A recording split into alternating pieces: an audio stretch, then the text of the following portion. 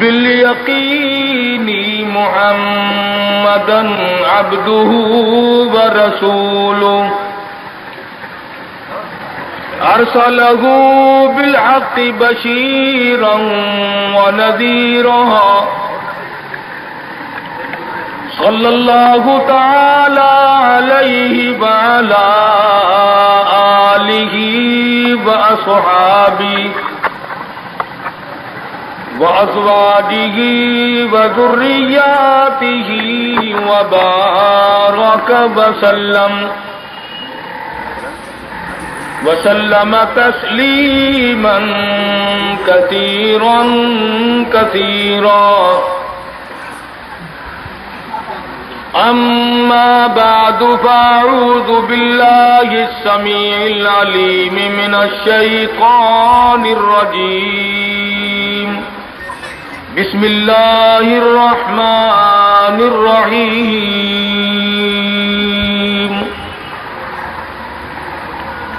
يا أيها الناس اتقوا ربكم الذي خلقكم من نفس واحدة وخلق منها زوجها وبث منهما رجالا كثيرا ونساء. واتقوا الله الذي تساءلون به والأرحام إن الله كان عليكم رقيبا. وقال النبي صلى الله تعالى عليه وسلم النکاح من سنتی فمن رغب عن سنتی فلیس منی. وقال النبی صلی اللہ تعالی علیہ وسلم من لم يرحم صغیرنا ومن لم يوقر کبیرنا فلیس منا. وقال النبی صلی اللہ تعالی علیہ وسلم من احیا سنتی عند فساد امتی فلہ اجر 100 شہید. وقال النبی صلی اللہ تعالی علیہ وسلم اذا ظہر الفتن والبدع فلیظہر العالم علمه ومن لم يفعل فعليه لعنة الله والملائكة والناس أجمعين. صدق الله مولانا العلي العظيم وصدق رسوله النبي الكريم ونحن على ذلك لمن الشاهدين والشاكرين والحمد لله رب العالمين. درود شریف. اللهم صل على محمد وعلى آل محمد كما صليت على إبراهيم وعلى آل إبراهيم إنك حميد مجيد. اللهم بارك على محمد وعلى آل محمد كما باركت على إبراهيم وعلى آل إبراهيم إنك حميد مجيد. قرآن کریم کی یہ آیات اس وقت تلاوت کی گئی سورہ نساء کی ابتدائی چند آیات ہیں.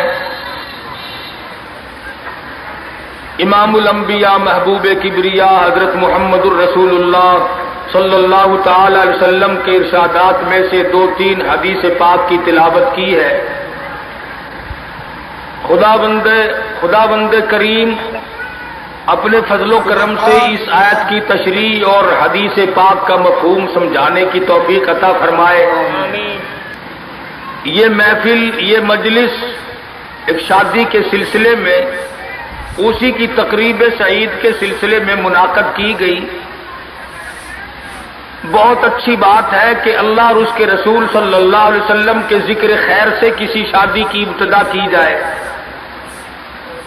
اگر ہر آدمی یہ کرنے کی کوشش کرے تو لوگوں کے دماغ درست ہو جائیں گے، مگر وقت لگے گا۔ لوگ گانے بجانے کے عادی ہو گئے، فسق و فجور کی زندگی میں اپنے آپ کو محو رکھنے کے عادی بن گئے، نام کے مسلمان رہ گئے، کام کے مسلمان قبروں میں چلے گئے۔ آج مردوں کو بھی عورتوں کو بھی تعجب ہوتا ہے۔ اس نے کہا بھائی آج یہاں کیا بات ہے کہ جی شادی ہوگی، کہ یہ تو جلسہ ہے۔ شادی میں تو کسی فلمی ایکٹرس کا ناچ گانا بجانا ہونا چاہیے، اور تمہارے یہاں کراچی میں تو فلمیں دکھانی شروع کر دی۔ ساری دن دولت کی بات ہے اور کچھ نہیں۔ ہماری اگر بات آج نہیں سنتے تو وقت آئے گا کہ یاد کرو گے۔ اس لیے کہتا کہ رنگ لائے گی ہماری فاقہ مستی ایک دن، رنگ لائے گی ہماری فاقہ مستی ایک دن، مٹ جائے گی اے ستم گر تیری ہستی ایک دن۔ بڑوں بڑوں کو ہم نے سیدھا ہوتے دیکھا ہے۔ جب مصیبت کا چکر پڑتا ہے، جب پریشانیوں کا ازدحام آدمی کے اوپر ہوتا ہے، ہوش نہیں آتا، پھر آدمی مسجد کا رخ کرتا ہے، لمبی لمبی دعائیں مانگتا ہے۔ اسی کو قرآن کریم کہتا ہے وَإِذَا أَنْعَمْنَا عَلَى الْإِنسَانِ أَعْرَضَ وَنَأَىٰ بِجَانِبِهِ، جب آرام پہنچتا ہے، کاروبار صحیح چلتا ہے تو کروٹ نہیں بدلتے، اللہ کا نام لینے کی توفیق نہیں رہتی، خدا بند کریم کو یاد کرنے کے لیے وقت نہیں ملتا۔ اتنا لمبا پہاڑ شادی کا بنا دیا، غریب آدمی کے بس کی بات نہ رہی۔ قرآن کریم کہتا ہے بادشاہت موجود ہو، دولت موجود ہو، سارا کاروبار صحیح چلتا ہو، وَإِذَا أَنْعَمْنَا عَلَى الْإِنسَانِ أَعْرَضَ وَنَأَىٰ بِجَانِبِهِ، اور جب مصیبت آئے وَإِذَا مَسَّهُ الشَّرُّ فَذُو دُعَاءٍ عَرِيضٍ، بڑی لمبی لمبی دعائیں مانگتا ہے، سبحان اللہ، سجدے میں پڑھ کے روتا ہے اے پروردگار، او میرے رب میرے حال پہ کرم فرما۔ جب مصیبت ٹل جاتی ہے پھر خرمستی کرتا ہے۔ امام الانبیاء محبوب کبریا حضرت محمد مصطفیٰ صلی اللہ تعالی علیہ وسلم کی شادی کا وقت آیا، آپ بالکل نادار ہیں، مفلس ہیں، غریب ہیں۔ ایک عورت نے آ کر آپ سے بات کی کہ آپ کی شادی کر دی جائے۔ قربان جاؤں، ارشاد فرمایا میری شادی ہوگی کیسے؟ گھر نہیں، در نہیں، زر نہیں، پر نہیں، میرے پاس تو ساز و سامان نہیں۔ وہ کہنے لگی ایسی عورت سے اگر نکاح ہو جائے جس کے پاس دولت بھی ہو، سب کچھ موجود ہو، ارشاد فرمایا میں کس طرح سے کروں؟ وہ مجھ سے بھی تو مطالبہ کرے گی۔ صاحب کہنے لگی سیدہ خدیجہ رضی اللہ تعالیٰ عنہ، جس کو مکے کے بڑے بڑے چودھریوں نے پیغام دیے تھے، نکاح کے لیے آئے تھے، بڑے بڑے لوگوں نے پیغام دیے، دولت مند آئے، چودھری آئے، مکے کے رئیس آئے، بڑے بڑے قریش آئے، لیکن خدیجہ کہنے لگی او لوگو تمہیں کیا معلوم ہے، میں نے ملازم رکھ کے دیکھ لیا، میں نے کاروبار کرا کے دیکھ لیا، خدا کی قسم میں چوبارے پہ کھڑی تھی، جب حضور اکرم صلی اللہ علیہ وسلم چلنے لگے میرا سامان لے کر، میری آنکھوں نے دیکھا بادل نے چھاؤ کر لی تھی۔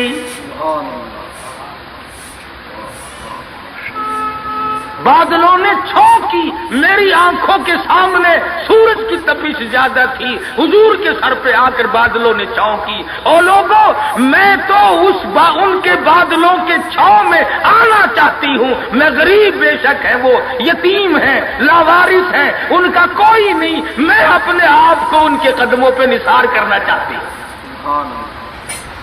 چنانچہ تیاری ہوئی۔ حضور نے فرمایا میں کیا تیاری کروں، میرے پاس تو کچھ نہیں، شہنشاہ کائنات ہو، عبداللہ کے بیٹے ہو، آمنہ کے درے یتیم ہو، اور پلے کچھ نہیں۔ ابو طالب نے نکاح کا خطبہ پڑھا، سیرت کی کتابوں میں موجود ہے، مقدمہ ابن خلدون میں، دیگر کتابوں میں ابو طالب کے یہ الفاظ ہیں: او لوگوں، آج اگرچہ میرے بھتیجے کے پاس دھن دولت نہیں، حکومت نہیں، تجارت نہیں، لیکن میرا یقین کہتا ہے ایک وقت آئے گا ساری دنیا کی دولت قربان کر دی جائیں گی۔ حضور اکرم صلی اللہ تعالی علیہ وسلم کا سب سے پہلا نکاح سیدہ خدیجہ رضی اللہ تعالی عنہا کے ساتھ ہوا، اور حضور نے یہ ثابت کر دیا آقا دو عالم صلی اللہ علیہ وسلم کی عمر مبارک 25 سال ہے اور سیدہ خدیجہ کی عمر 45 سال ہے۔ آج اس قسم کی شادی کر کے تو دیکھے کوئی۔ تم خاموش ہو کے بیٹھو یا نیچے اتر جاؤ یہاں سے۔ تو عرض کر رہا تھا عمر کا تناسب نہیں، نبی نے ہر اس رسم کو توڑا، ہر اس ذوم باطل کی تردید کر دی عملی طور پر، جس کو دنیا کے لوگ چلا کرتے تھے اور بازاروں میں تنتنایا کرتے تھے۔ یہ کوئی مناسبت ہے کہ حضور کی عمر شریف 25 برس ہے اور خدیجہ کی عمر 45 برس ہے؟ عمر والے مسئلے کو ختم کر دیا گیا۔ حضرت خدیجہ اور پھر کمال یہ کہ اللہ پاک نے اس مائی کے پیٹ سے اولاد دی جس کی عمر حضور سے دگنی تھی۔ آج تو اگر تھوڑی سی عمر زیادہ ہو جائے لڑکی کی، پھر تو لوگ پھتا لے کر کے آتے ہیں کہ میاں ناپ کے دیکھو پہلے کتنی بڑی ہے۔ کون زوم کرتا ہے، کون گمان کرتا ہے؟ پچھلے سال میرے پاس ایک آدمی آیا اور کہنے لگا قاری صاحب ایک دعا کر دے۔ میں نے کہا کی کہ پہلے تو لڑکی کا رشتہ مانگنے کے لیے کافی لوگ آتے تھے، ہمیں ہوش نہ آیا، اب عمر کچھ زیادہ ہو گئی، اب کوئی مانگتا ہی نہیں۔ میں نے کہا دریا چناب میں دھکا دے دو، اب لے گا کوئی نہیں۔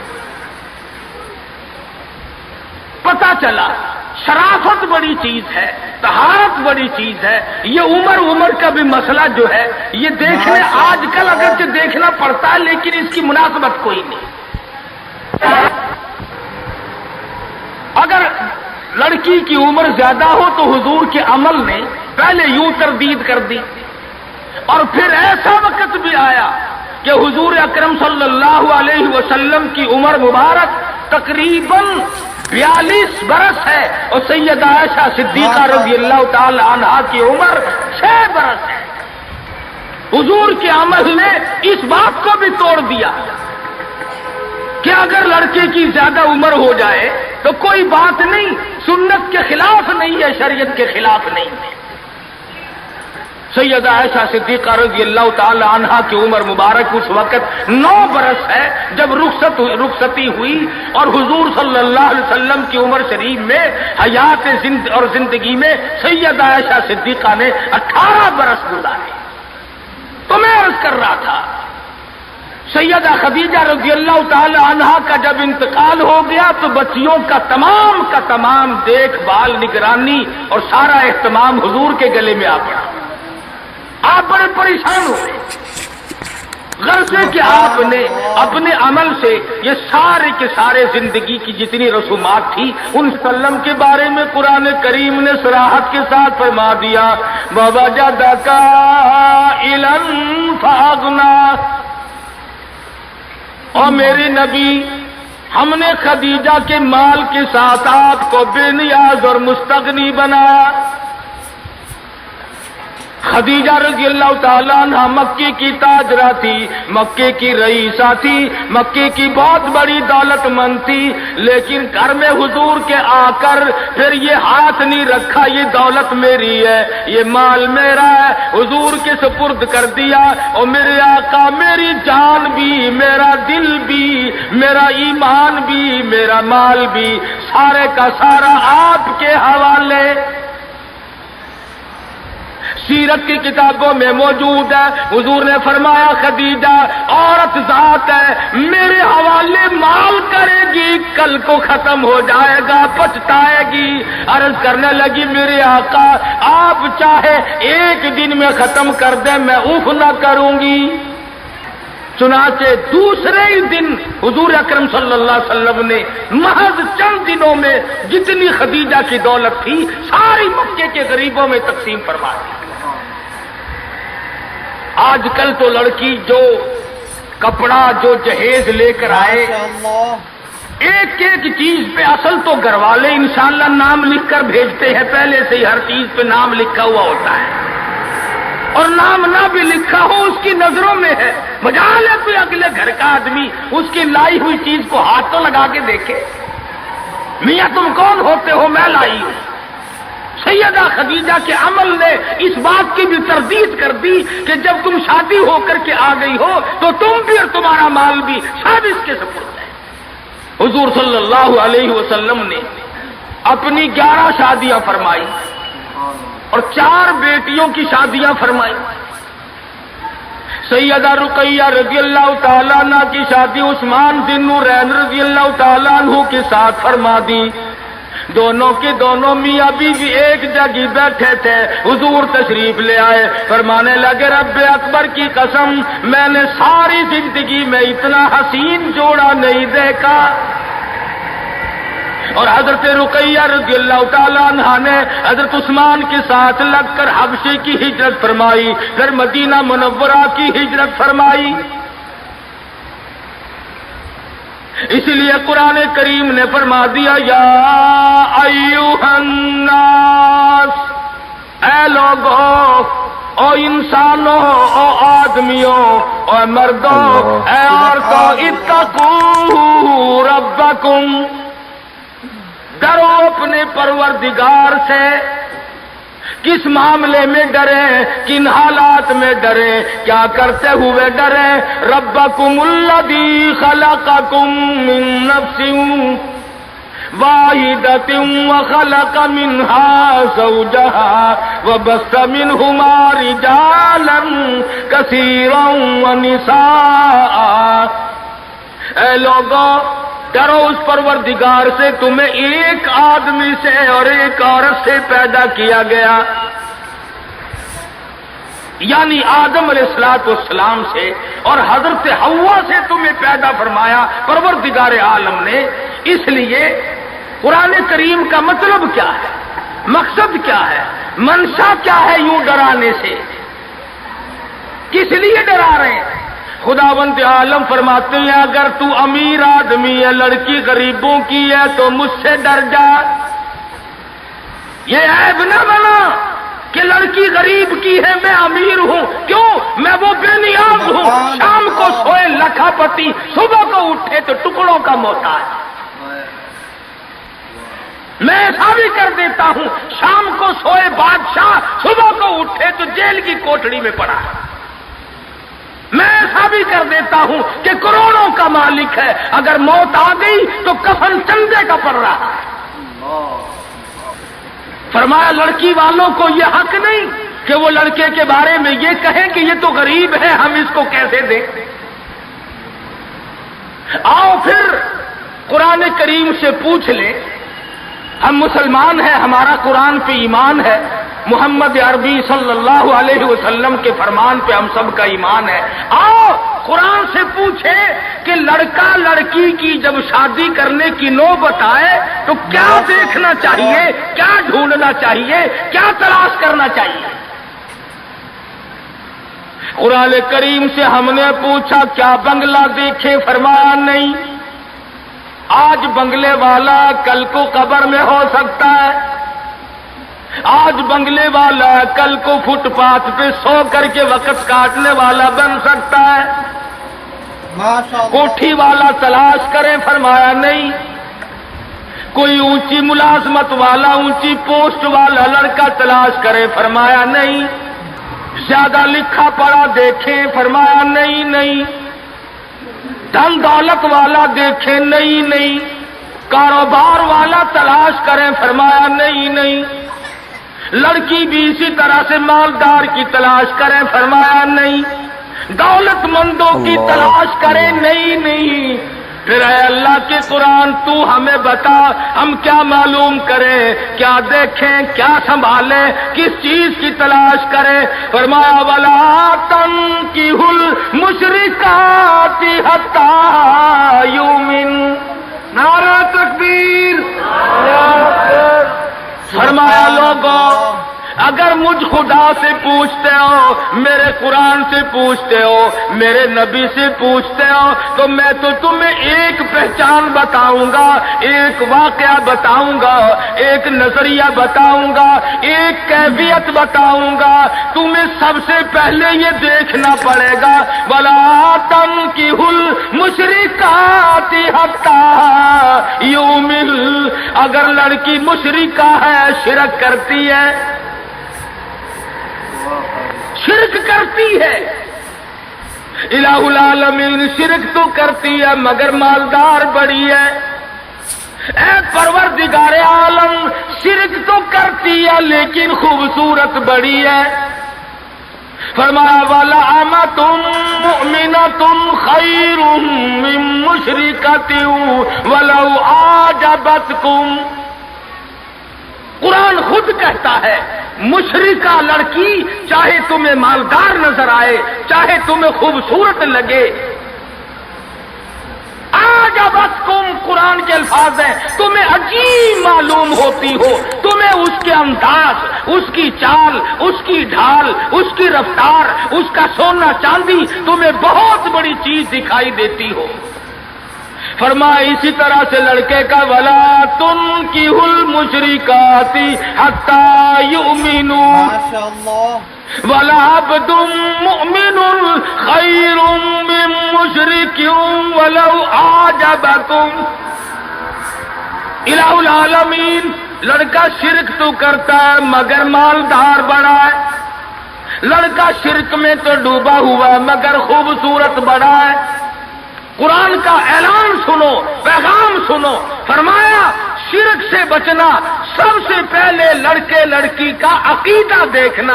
اگر عقیدہ صحیح ہوگا تو بات بنے گی، اگر غلط عقیدے کی لڑکی آ گئی خاندان کا بیڑا غرق کر دے گی. حافظ جمال صاحب بول عیسیٰ قلندر رحمت اللہ علیہ پانی پت میں مزار ہے. میں اب ہندوستان گیا تھا تو اب بھی حاضری دینے گیا تھا. ہم اولیاء کرام کو بڑا مانتے ہیں. میں بول عیسیٰ قلندر رحمت اللہ علیہ کے مزار پہ گیا اور رات وہیں ٹھہرا. مولانا حالی پانی پتی کی قبر بھی وہیں اور بول عیسیٰ قلندر کا مزار بھی وہیں.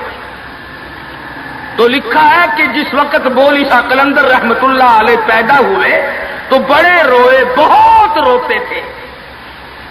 تو ایک بزرگ آئے جنہوں نے ان کے والد کو مبارکباد دی کہ بچے کی مبارک ہو. انہوں نے کہا حضرت مبارک تو آپ دے رہے ہیں مگر بچہ جس دن سے پیدا ہوا اتنا رو رہا ہے کہ ناک میں دم کر دیا. فرمایا میرے پاس تو لاؤ ذرا. لے آئے. اللہ والے نے ذرا سا اس کان کو منہ لگایا اور ذرا سا اس کان کو منہ لگایا، بچہ خاموش ہو گیا. واپس جانے لگے. شاہ فخر الدین رحمہ اللہ اولیاء کرام میں سے ہیں، بزرگان دین میں سے ہیں. شاہ بہاء الحق زکریا ملتانی رحمت اللہ علیہ کے داماد ہیں. جو لڑکی یہاں رہتے رہتے فوت ہو گئی تھی تو شاہ فخر الدین نے کہا حضرت بتاؤ. فرمایا تمہیں معلوم نہیں، بول عیسیٰ قلندر کی والدہ اماں قرآن کریم کی حافظ ہے اور قرآن سے اتنا عشق ہے، اتنا لگاؤ ہے، اتنا سوز و گداز ہے، اتنی محبت ہے کہ ایک ختم قرآن کا روزانہ پڑھتی تھی. بچے کو پیٹ میں لے کر ایک ختم قرآن روزانہ کا پڑھتی تھی. تو بچے کی روح کا اور قرآن مجید کا اتنا گہرا تعلق ہو گیا. اب چونکہ اماں زچگی میں آ گئی، چھلے میں پڑ گئی، اس لیے قرآن نہیں پڑھتی. ارے آدھی کی عادت ٹوٹی، ناشی کا نشہ ٹوٹا، روئے نہ تو کیا کرے. میں نے اس بچے کے کان میں ایک آیت اس میں پڑھی، ایک آیت اس طرف پڑھی، بچے کی روح کی غذا مل گئی، خاموش ہو گیا. تو یہ کر رہا تھا کہ یہ سارے کے سارے معاملات قرآن کریم کا اعلان ہے. عقیدہ دیکھو، نظریات معلوم کرو. اگر غلط عقیدہ گھر میں آ گیا تو بات بگڑے گی، وہ اپنے ساتھ ساتھ اوروں کو بھی لے بیٹھے گی. اور علماء کرام نے لکھا، تجربے سے بھی یہ ثابت ہوا کہ عورت کی جو گود ہے، عورت کی جو گود ہے، یہ پرائمری سکول بھی ہے، یہ مڈل سکول بھی ہے، یہ میٹرک سکول بھی ہے، یہ کالج بھی ہے، یہ وہ یونیورسٹی ہے جس سے نبی بے نیاز نہیں، ولی بے نیاز نہیں، کتب اور ابدال بے نیاز نہیں. اس کالج میں ہر بچہ پڑھتا ہے، ماں کی گود میں لازمی پلتا ہے. اور لوگوں، اس کالج کو سنبھالو، اس پرائمری سکول کے استاد کو سنبھالو، اس کالج کے پروفیسر کو سنبھالو، اور وہ ہے بچے کی اماں. ہمارے یہاں بالخصوص عورتوں کی تعلیم کا، دینی تعلیم کا کوئی انتظام نہیں کرتے. ماشاءاللہ. بچپن میں چھوٹی چھوٹی بچیاں مسجد میں وقت بے وقت گئیں اور قرآن کریم پہ انگلی پھیر لی، مٹھائی تقسیم ہو گئی کہ آج پروین کا قرآن ختم ہو گیا. نہ اسے عقیدے کا پتہ، نہ اسے نظریے کا پتہ، نہ اسے یہ معلوم کہ میں مسلمان ہوں اور مجھ پہ کن چیزوں کا فرض منصبی جو ہے وہ لاگو ہوتا ہے. لعلہم یتذکرون. میرا کام ہے تمہیں قرآن کی آیتیں کھول کھول کے سمجھا دینا. اب عقل پکڑو یا مت مار لو، وہ تمہاری مرضی. تو فرمایا اتقوا ربکم الذی خلقکم من نفس واحدہ. او لوگوں، غرور نہ کرو، تکبر نہ کرو، یوں نہ کہو میرا لڑکا خوبصورت نہیں، ہماری لڑکی بڑی خوبصورت ہے. بہت ممکن ہے شام کو سوئے حسن والی، صبح کو اٹھے تو آنکھوں سے جواب مل جائے. اس لیے کالے گورے کی بات کو لانا یہ بھی خدا کی خود پہ اعتراض ہے، اور مالدار غیر مالدار کی بات کرنا یہ بھی خدا بند عالم کے اعتراض پہ، ذات پہ اعتراض ہوگا. فرمایا الذی خلقکم من نفس واحدۃ وخلق منها زوجها وبث منهما رجالا كثيرا ونساء. ایک آدم کی اولاد، ایک حوا کی اولاد. کسی کو کسی طرح کا فخر کرنے کی اجازت نہیں، کسی کو کسی طرح کا غرور کرنے کی اجازت نہیں، کسی کو کسی پر فوقیت جتانے کی اجازت نہیں. ہاں فرمایا ان اکرمکم عند اللہ اتقاکم ان اللہ علیم خبیر. تقوی، پرہیزگاری، عند اللہ اتقاکم ان اللہ علیم خبیر. تقوی، پرہیزگاری، اللہ اللہ کرنا، اللہ کی حضور میں زیادہ سجدے کرنا، یہ ایک عظمت ایسی ہے جو آدمی کو اونچا کر دیتی ہے. علماء کرام نے لکھا ہے مکہ معظمہ میں اللہ پاک مسلمان کو زیارت نصیب فرمائے بیت اللہ شریف کی. آمین بھی نہ کہیو، عقید میں آمین بھی مہنگی ہو گئی ماشاءاللہ، اور ساری چیزیں تو مہنگی تھی، کراچی والوں تمہارے یہاں آمین بھی مہنگی ہو گئی. کیا کہنے تمہاری سہولیتوں کے. مکہ مکرمہ میں ایک شخص ایک باندی کا ہاتھ پکڑے ہوئے ہے اور وہ کہنے لگا میں اس کو 20 اشرفیوں میں بیچتا ہوں. ایک بزرگ تھے بغداد کے رہنے والے، انہوں نے آپ کی اتنی کم قیمت کیوں بتا رہا ہے؟ وہ کہنے لگا اس میں عیب ہے. کیا عیب ہے؟ اس نے کہا عیب یہ ہے کہ ساری رات نماز پڑھتی ہے اور سارا دن روزہ رکھتی ہے. اس میں یہ نقص ہے. اللہ والے نے خرید لی. اس نے کہا چلو میری ساتھ نماز پڑھ کے دیں گے, ایک کے بجائے دو اللہ اللہ کیا کریں گے. چنانچہ عشاء کی نماز کے بعد اس باندی نے پوچھا کہ اے میرے مالک کوئی کام ہے میرے متعلق؟ کہا کوئی نہیں.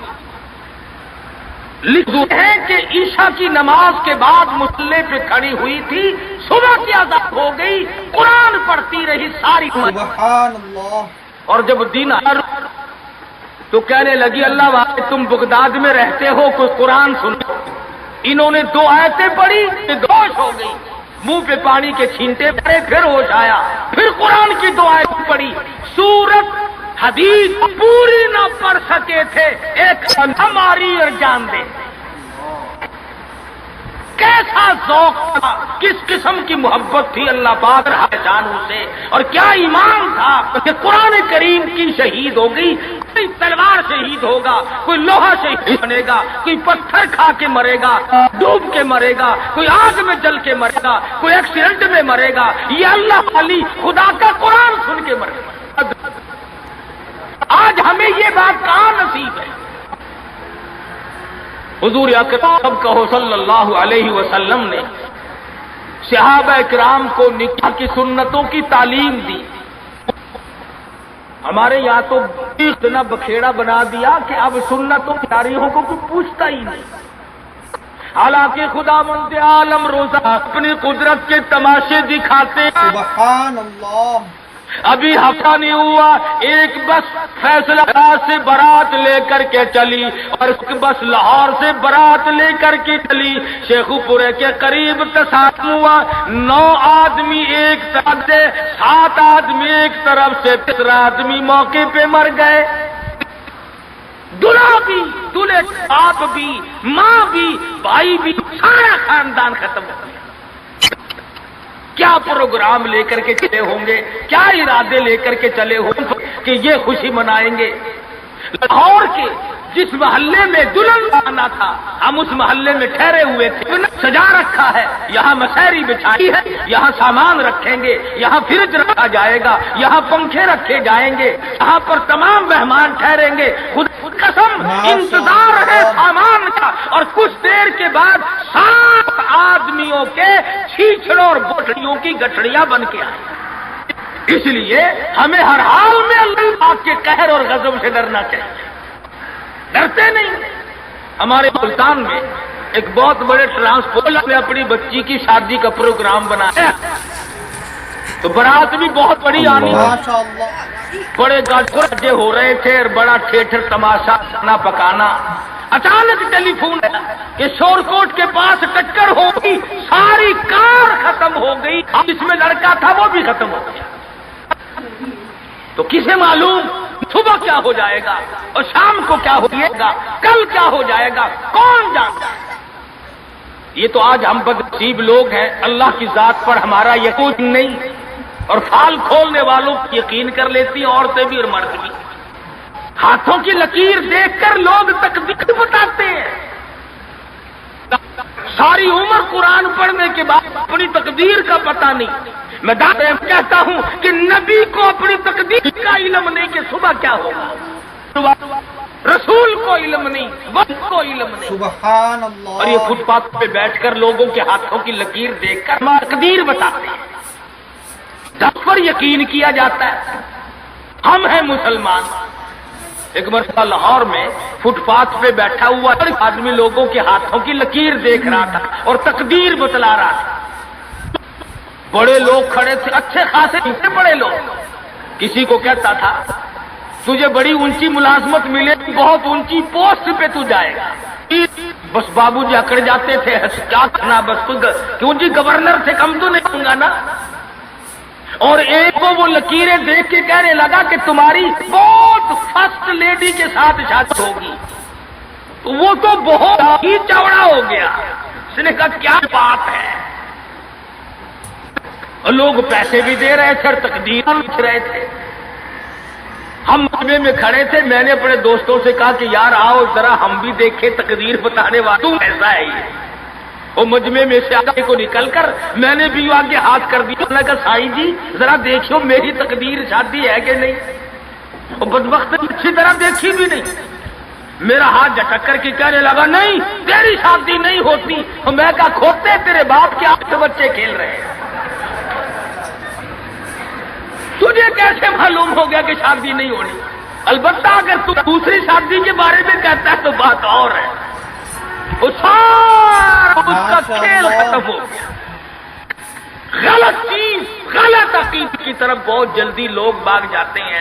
صحیح بات کی طرف محمد عربی صلی اللہ علیہ وسلم نے لوگوں 23 برس قرآن سنایا، فرمان بتایا، صحابہ کرام کا لشکر تیار کیا، ان کی زندگیوں میں انقلاب برپا کر دیا. ارے ڈوب کے جاؤ مسلمان کہلاتے ہوئے آج نہ نبی کی صورت ہے، نہ نبی کی سیرت ہے، نہ نبی کی سنت ہے، نہ نبی کا طریقہ ہے. ارے آج تک کسی عورت نے ہم سے یہ نہیں پوچھا کہ ہمیں فاطمہ الزہرا کا لباس تو بتاؤ. آج تک کسی مائی نے ہم سے یہ نہیں پوچھا خدیجہ کا لباس بتاؤ. کوئی ماں بہن آج تک یہ پوچھنے نہ آئی ایسا صدیقہ رضی اللہ تعالیٰ عنہ کا لباس بتاؤ، ام حبیبہ کا لباس بتاؤ، ام سلمہ کا لباس بتاؤ، رقیہ ام کلثوم زینب کا لباس بتاؤ. کون پوچھے؟ کرنا ہو تو پوچھے. مدنی کریم صلی اللہ تعالی علیہ وسلم نے صحابہ کرام کی زندگی میں انقلاب برپا کر دیا. شادیاں حضور سے پوچھ کے کرتے ہیں. خدا کی قسم وہ شادیاں کتنی متبرک ہوں گی، کتنی برکت والی ہوں گی جن میں حضور نکاح پڑھانے کے لیے تشریف لاتے تھے. صحابی ہے مدنی کریم صلی اللہ علیہ وسلم کا، غریب ہے، نادار ہے، شکل کا بھی ایسا ہی ہے، چھوٹے سے قد کا صحابی ہے مگر حضور کا دیوانہ. دریائے کرم جوش میں آیا، فرمایا جلیبی تم نے شادی کی کہ نہیں؟ عرض کی یا رسول اللہ میری شادی کون کرے، غریب ہوں، نادار ہوں، مفلس ہوں. فرمایا جا فلاں صحابی کے پاس چلا جا، اس کے پاس لڑکی ہے، میری طرف سے جا کے پیغام دے دے. اس نے پیغام دیا، منظور ہو گیا، بڑا خوشی خوشی آیا، آ کے کہنے لگا کالی کملی والے صلی اللہ علیہ وسلم میرا کام بن گیا، میرا گھر بسے گا، میری چوک بسے گی، میرا گھر آباد ہوگا، مگر میرے پلے کچھ نہیں. فرمایا جا عثمان غنی سے 300 درہم قرض لے لے، تیرا قرض میں محمد الرسول اللہ ادا کروں گا. سبحان اللہ. وہ کتنے خوش نصیب ہوں گے لوگ جن کی امداد شادی میں حضور فرمائے اور ضامن بن رہے. عثمان غنی کی خدمت میں گئے رضی اللہ تعالی عنہ کہ مجھے حضور نے بھیجا ہے 300 درہم قرض دے دے. حضور نے مانگا ہے، حضور ضامن ہے صلی اللہ علیہ وسلم. 300 لے کر کے بازار گیا، کچھ کپڑا خریدا، کچھ برتن لیے، کچھ ساز و سامان بنایا، جھوپڑی کی تیاری کی. اتنی دیر میں مدینے میں اعلان ہو گیا انفروا فی سبیل اللہ، اور مسلمانوں آؤ میدان میں. کفر نے اسلام کو للکارا ہے، تیار ہو جاؤ لڑائی کے لیے. کیسے ذہن بنا دیے تھے مدنی کریم صلی اللہ علیہ وسلم نے. تو ایسا ہو، اس لیے کہتا جفا جو ہوتی ہے عشق میں وہ جفا ہی نہیں. ماشاءاللہ. جفا جو ہوتی ہے عشق میں وہ جفا ہی نہیں، اور جو بے ستم ہو محبت اس میں کوئی مزہ ہی نہیں. جو کسی کے فرمان پہ مار کھائی جائے بڑی لذت آتی ہے. صحابی حضور کی خدمت میں نہیں جاتا اور میرے آقا جہاد میں جاؤں یا شادی کروں. آپ مجھے حکم دیں جو فرماؤ گے کروں گا، حضور کی خدمت میں نہیں جاتا، شادی کا پروگرام خود بخود ملتوی کر دیتا ہے۔ اسلام کی عظمت بڑی شے ہے، شادی اس کے مقابلے میں کوئی شے نہیں۔ زیور واپس کر دیے، کپڑا واپس کر دیا، برتن واپس کر دیے، گھوڑا تلوار لی، میدان جہاد میں سب سے آگے جا کے ٹکرا گیا اور زخم کھا کر شہید ہو رہا ہے۔ حضور میدان جہاد میں تشریف لائے، فرمایا میرا دیوانہ شادی میں مصروف ہوگا۔ کسی نے جواب دیا نہیں، فجرحت جرحن شدیدا، یا رسول اللہ ہمارے ماں باپ آپ پہ قربان ہو جائیں، وہ پیچھے نہیں، وہ تو 80 کے قریب زخم کھائے ہوئے نڈھال پڑا ہے، تلواروں تیروں کے 80 کے قریب زخم آئے۔ رحمت دو عالم صلی اللہ علیہ وسلم کا دریائے کرم جوش میں آیا، فرمایا اٹھا کر کے جلدی میرے پاس لے آؤ۔ صحابہ اٹھا کے لائے، رحمت والی گود میں سر رکھ دیا۔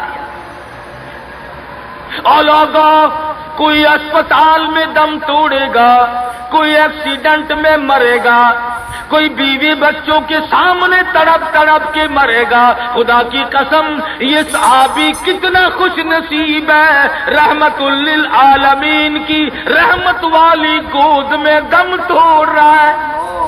نعرہ تکبیر، شان صحابہ۔ اور مدنی کریم صلی اللہ علیہ وسلم نے آخری وقت میں پیشانی پہ بوسہ دے کر کے فرمایا فزت برب الکعبہ، اور نوجوان رب کعبہ کی قسم تو بڑا کامیاب ہے۔ حضور کی گود میں دم توڑ رہا ہے، کیا خوش نصیب ہے، دیدار کرتا ہوا جا رہا ہے رحمت دو عالم کا، گود حضور کی، دیدار حضور کا، ہاتھ حضور کا، پیشانی حضور چوم رہی ہیں۔ ارے لاکھوں مرنے قربان کر دو اس صحابی کے ایک شہادت میں۔ اور پھر توجہ کرنا، ایک بات بتاؤں، بخاری شریف کی روایت میں ہے کہ صحابی کا جب دم ٹوٹنے لگا، جب آخری وقت آیا، حضور کی گود میں سے اچھل کر تڑپ کر اپنا رخسار حضور کے قدموں پہ رکھ دیا، حضور کے قدموں میں دم دے دیا۔ مدینہ منورہ میں اعلان کر دیا گیا شہید ہو گیا صحابی، آؤ نماز جنازہ تیار ہے۔ چاروں طرف سے لوگ آئے، سارا مدینہ ٹوٹ کے آیا۔ جب جنازہ لے کے چلنے لگے، ابو ہریرہ نے دیکھا کہ مدنی کریم صلی اللہ علیہ وسلم اپنے قدم مبارک بچا بچا کر کے رکھ رہے ہیں، جیسا کہ کانٹوں سے بچایا جاتا ہو، روڑوں سے بچایا جاتا ہو۔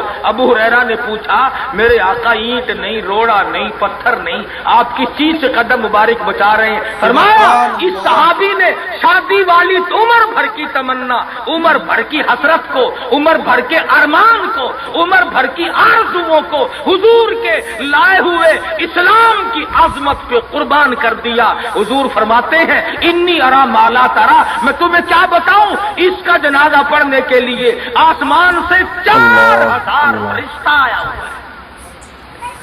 سنت کی اتباع بہت بڑی چیز ہے۔ مدنی کریم صلی اللہ علیہ وسلم نے اپنی بیٹیوں کی شادیاں کر کے صاف صاف بتا دیا کہ یہ طریقہ کار ہے، اس سے زیادہ اور کوئی حقیقت نہیں۔ سیدہ فاطمہ الزہرا رضی اللہ تعالی عنہا کی شادی کا وقت آیا، یہی رجب کا مہینہ ہے۔ ابو بکر صدیق رضی اللہ تعالی عنہ اور فاروق اعظم کو بلایا، فرمایا تمہیں پتہ ہونا چاہیے فاطمہ الزہرا سیانی ہو گئی ہے، میں نے نکاح کرنا ہے، مشورہ دو کس سے کروں؟ سبحان اللہ، نبی کے وہ مشیر بھی کتنے خوش نصیب ہیں کہ حضور اپنی بیٹی کے بارے میں بھی صدیق اور فاروق سے صلاح فرما رہے ہیں، مشورہ دے رہے ہیں۔ دونوں کے دونوں نے صاف فرمایا کہ علی سے بہتر کوئی نہیں۔ اندازہ لگاؤ وہ آپس میں اتنی محبت رکھتے تھے کہ ایک دوسرے کی شادی کے بارے میں حضور کو مشورہ دے رہے ہیں۔ فرمایا بہت اچھا، علی مرتضیٰ کو بلاؤ۔ اللہ ماشاء اللہ سبحان اللہ۔ تو دوستو اگر آپ کو یہ ویڈیو پسند آئی ہے تو لائک کریں، شیئر کریں، کمنٹ کریں اور ہمارے اس یوٹیوب چینل کو سبسکرائب کرنا نہ بھولیں۔ ملتے ہیں اگلی ویڈیو میں۔ السلام علیکم ورحمۃ اللہ تعالی وبرکاتہ۔